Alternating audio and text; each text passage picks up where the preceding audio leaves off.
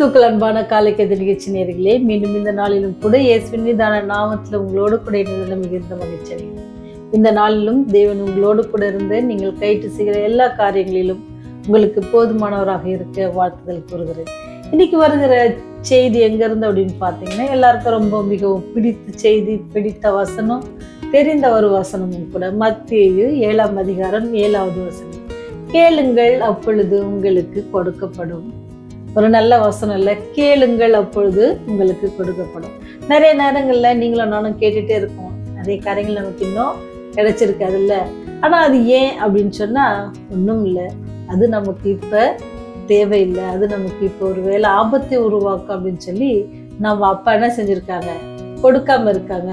ஆனா ஏற்ற வேலையில ஏற்ற காரியங்களை அவர் நமக்கு செய்ய வல்லவராக இருக்கிறார் என்பதுல எந்தவித ஒரு மாற்றம் இல்லை. ஒரு உண்மையான ஒரு கதை உங்களோடு கூட பகிர்ந்து கொள்ள ஆசை. ஒரு குட்டி பெண், அவ பேர் என்ன அப்படின்னு சொன்னா கிரேஸ். அவளுக்கு வயது எத்தனை அப்படின்னு சொன்னா 12 வயது தான். அப்போ கிரேஸ் என்ன செஞ்சான்னு சொன்னா, ஒரு நாள் தன் தாயாரிடம் சொல்றா, மம்மி எனக்கு ரொம்ப ஒரு ஆசையா இருக்கு. என்ன ஆசை மகளே அப்படின்னு கேட்குறாங்க. அவ சொன்ன ஆசையை கேட்டோடனே அம்மாவுக்கு ஒரு அதிர்ச்சி ஆயிடுச்சு. என்ன ஆசையா இருக்கும் அப்படின்னு நீங்க யோசிக்கிறீங்களா? ஒன்றும் ரொம்ப பெரிய ஆசை இல்லை. அவ என்ன ஆசைப்பட்டனா, அவளுக்கு சொந்தமா ஒரு பியானோ வச்சுக்கணும் அப்படின்னு சொல்லி ஆசைப்படுறா. ஏன்னா அவளுக்கு இசை வாசிக்கணும் அப்படின்ற ஒரு ஆசை. அதுக்கு மேல இன்னொரு ஆசை இருந்துச்சு, முழு நேரம் தேவனுக்காக பணி செய்யணும் அப்படின்ற ஒரு ஆசை இருந்துச்சு.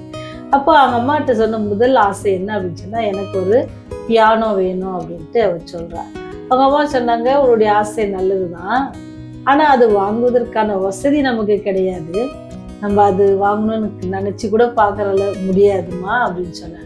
அம்மா நீங்க அப்படி சொல்லாதீங்க, நான் என்ன செய்ய போறேன். அப்பதான் அவ தன்னுடைய ஆசை, இன்னொரு அடுத்த ஆசையை சொல்றா. நான் முழு நேர ஆண்டோடைய பணிக்காக என்னை ஒப்பு கொடுக்க போறேன்.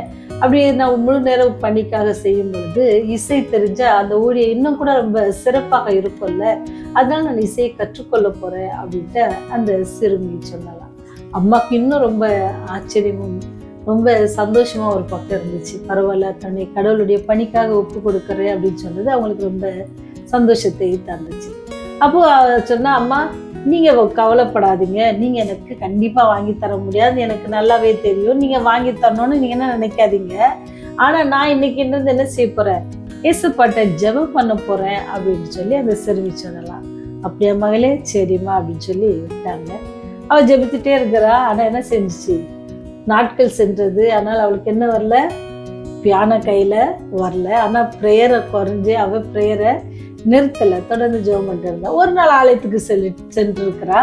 அப்போ அங்க போய் ஆலயத்துல இருந்து கொஞ்ச நேரம் கழிச்சு என்ன செய்யறா அப்படின்னு சொன்னா, ஆராதனை முடிஞ்சோன்னு வெளியே கிளம்புவதற்காக எந்திக்கும் பொழுது அவளுக்கு பின்பாக இருந்த ஒரு சகோதரி, தெரிந்த சகோதரி என்ன செய்யறாங்கன்னா, கிரேஸ் கொஞ்ச நேரம் வெயிட் பண்ணு, நான் வந்துடுறேன், கொஞ்ச நேரம் வெயிட் பண்ணு, வீட்டுக்கு உடனே போயிடாத அப்படின்ட்டு சொல்றாங்க.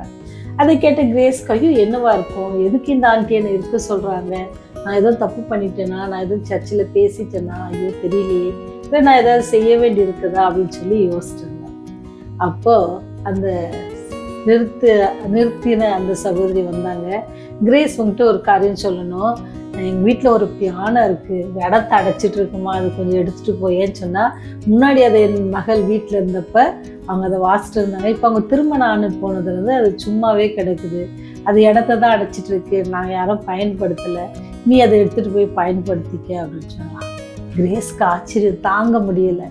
அதே சமயத்தில் அவங்க சொன்ன இன்னொரு வார்த்தைன்னா, நீ அதுக்காக என்ன செய்ய தேவையில்லை, எனக்கு பணம் தர தேவையில்லை, நீ அதை ஃப்ரீயாகவே எடுத்துகிட்டு போ, ஆனால் என்னது இங்கேருந்து எடுத்துகிட்டு போகிற செலவு மாத்திரம் உனக்கு இருக்கும், வண்டி சார்ஜ் மட்டும் நீ கொடுத்து எடுத்துகிட்டு போகலான்னு.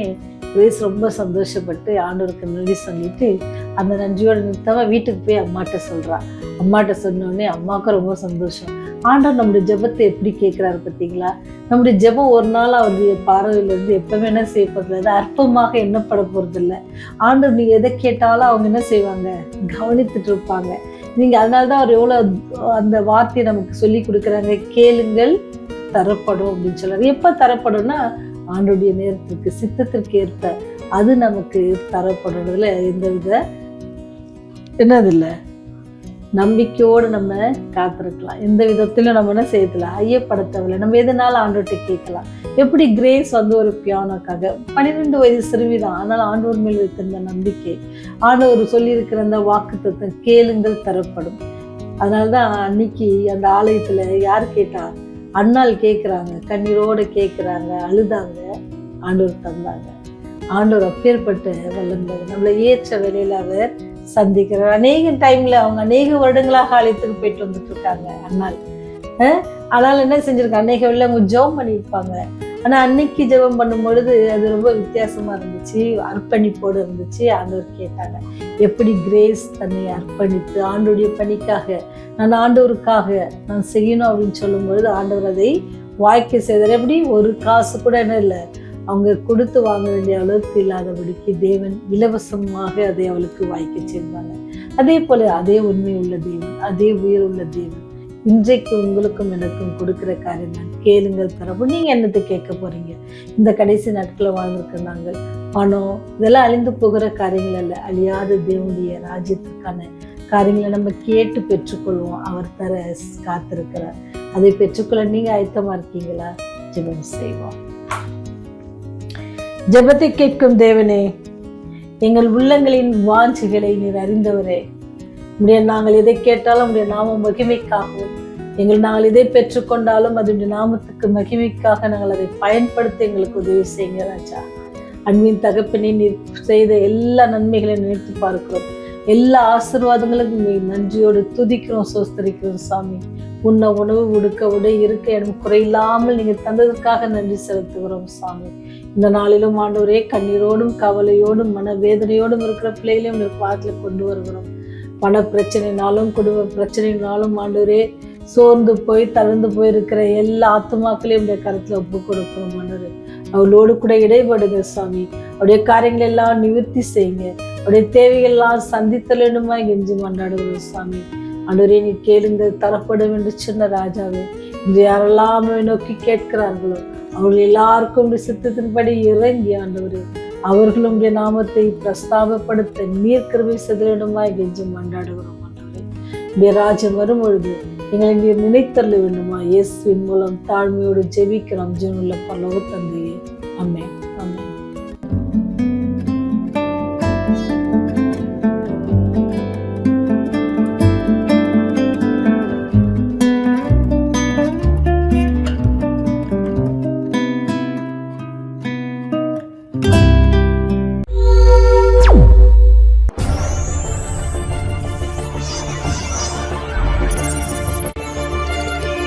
நீங்கள் பார்த்துக் கொண்டிருப்பது உங்கள் ரிவைவல் டிவி.